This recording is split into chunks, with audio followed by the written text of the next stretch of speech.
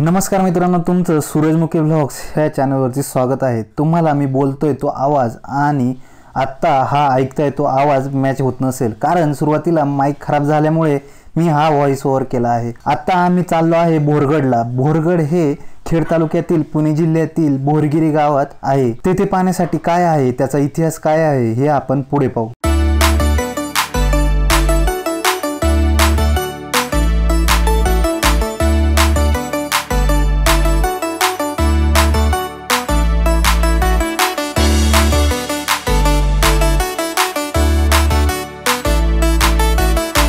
तर मित्रांनो, आपल्याला बोरगडला जाण्यासाठी हा राजगुरुनगरवरनं मार्ग येतो।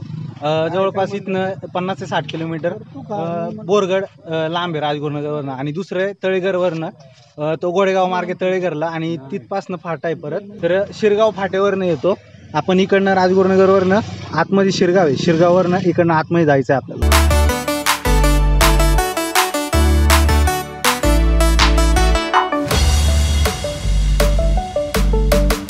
तर मित्रांनो, आपण शिरगावच्या फाट्यापासून जवळपास 5 ते 6 किलोमीटर ह्या रोडने इकडे येतो, आणि इकडं आल्यानंतर आपल्याला उजव्याच बाजूला इकडं बोरगिरीमध्ये इकडं उजव्या बाजूला आपल्याला रोड मिळतो वरती बोरगडला जायला। असा कच्चा रोड आहे इथनं आपण वरती जायचं। बोरगिरीला आल्यावरती उजव्या बाजूला फाटा असून अतिशय कच्चा रस्ता आपल्याला पाहायला मिळतो।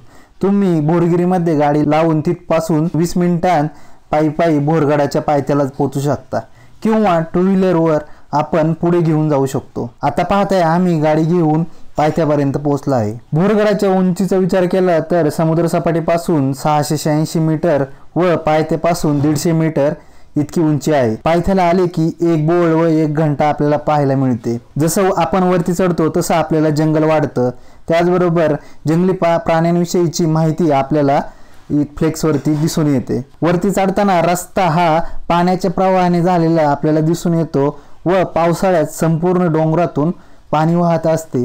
अगदी आता चाललोय ह्या रस्त्यावरूनही पाणी वाहत असते। वरती आल्यावरती हा इतका सुंदर नजारा आपल्याला पाहायला मिळतो। डाव्या उजव्या बाजूला आपल्या मागे समोर सगळीकडे डोंगर पाहायला मिळतो, व या डोंगरांच्या मध्ये वसलेले बोरगिरी आपल्याला दिसून येते।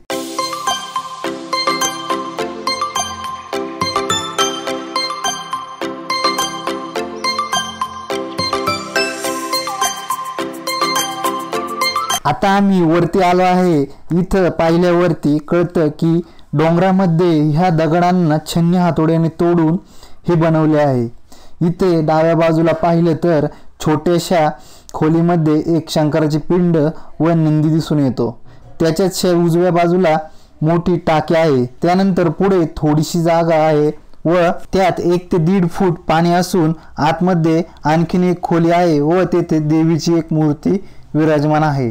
उजव्या बाजूला पाहिलं तर एक टाकी दिसून येते। आज देवीच्या मंदिरात जाताना बाजूनी जागा आहे, त्यावरूनच आम्ही आता आत चाललेलो आहे। आता मित्रांनो, आपण आतमध्ये चाललेलो आहे। हे पूर्ण डोंगरामध्ये कोरून बांधलेलं एक मंदिर किंवा काय म्हणता येईल, हे पूर्णपणे पॅक आहे इकडनं, आणि आवाज आता एकदम गुमल्यागत वाटत ऐकू येत असेल।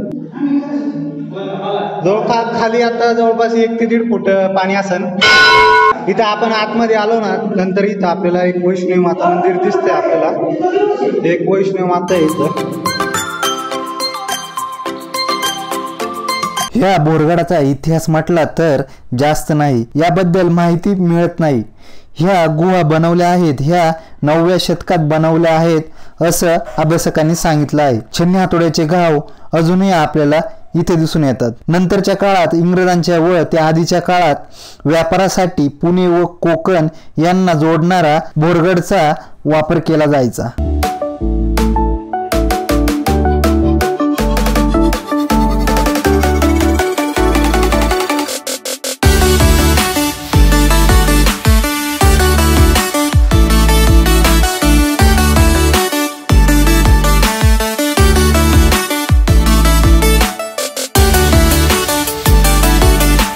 आपलं आता देवीचं दर्शन घेऊन झालेलं आहे। आतमध्ये एकदम मस्त नजारा आहे पाहायला, आणि तिथून आपण पुढे चाललेलो आहे। आता पुढे पण काहीतरी पाहण्यासारखं आहे।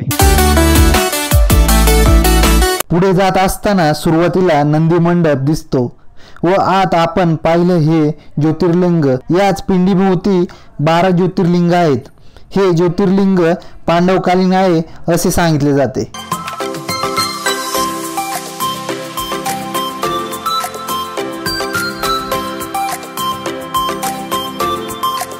मित्रांनो, एका बाजूला आपल्याला देवीचं मंदिर दिसतं आणि दुसऱ्या बाजूला शंकराचं मंदिर आहे. तर या ठिकाणी आपण दर्शन घेतलं मस्तपैकी, पूर्णपणे पाहिलं, बराच वेळ गेला, इथं नाश्ता केला. त्यानंतर आपण आता परतीच्या प्रवासाला आपण निघालो, आता घरी निघालेलो आहे. तर येताना तुम्हाला पूर्णपणे ह्या अशा डोंगरातून रस्ता आहे हा. आणि हे एक चांगलं केलं की या ठिकाणी हे रॉड लावलेले आहेत कडेने.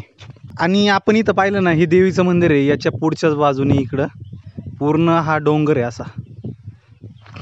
पण ज्यावेळेस बोरगडला येतो ह्या रोडने येतो आणि इकडं बोरगड आहे. आणि इकडनं ह्या रोडने आलं का सरळच इकडं गुप्त भीमाशंकरला जाण्यासाठी रोड आहे पुढं.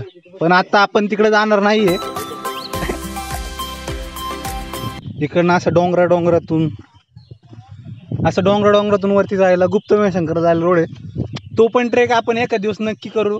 तर मित्रांनो, आपण आता निघालेलो घरी. तर तुम्हाला अशीच व्हिडिओ पाहिजे असतील तर चॅनेलला नक्की सबस्क्राईब करा. व्हिडिओ आवडला तर लाईक करा.